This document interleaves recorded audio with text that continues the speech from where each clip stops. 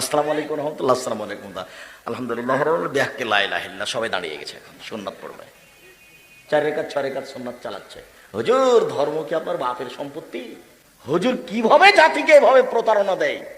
আল্লাহু আকবার বলা, আসসালামু আলাইকুম রহমতুল্লাহ, আসসালামু আলাইকুম রহমতুল্লাহ। এরপরে অনেক কথা আছে, জিকির তার নাম। তার একটা অতীব জরুরি জিকির আছে, সেটা হলো এই, আল্লাহ নবী বলছেন কেউ যদি ফরজ সালাতের পরে আয়াতুল কুরসি পড়ে তো জান্নাতে চলেই গেছে, তো ঢোকেনি কেন? মরেনি এই জন্য।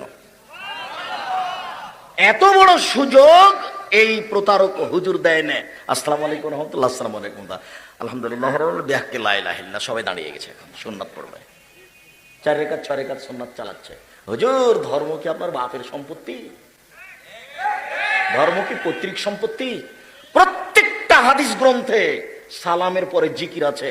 বুখারী, মুসলিম, আবু দাউদ, নাসাই, তিরমিজি, ইবনে মাজাহ, বাইহাকি, দারমি, দাইলামি, দারেকুতনি, মুসলিম সাহেব, সবিনে হিব্বান, সবিনে আওয়ানা, মুসনাদে হাকিম, মুসনাদে বাজার, মুসনাদে আহমদ, মুসনাদে ইয়ালা, পৃথিবীতে যত হাদিস গ্রন্থ আছে 400-এরও বেশি, সমস্ত হাদিস গ্রন্থে সালামের পরে একটা জিকিরের আলোচনা আছে, লম্বা আলোচনা। এখন এখান থেকে উঠে গিয়ে যে কোনো বাংলা হাদিস গ্রন্থ, বুলুগুল মারাম হোক, মেসকাত হোক, আবু দাউদ হোক, বুখারী হোক, সালাম ফিরার পরে আল্লাহর নবী কি বলতেন সেটা দেখেন। হুজুরের সাথে একটা তো মিল নেই।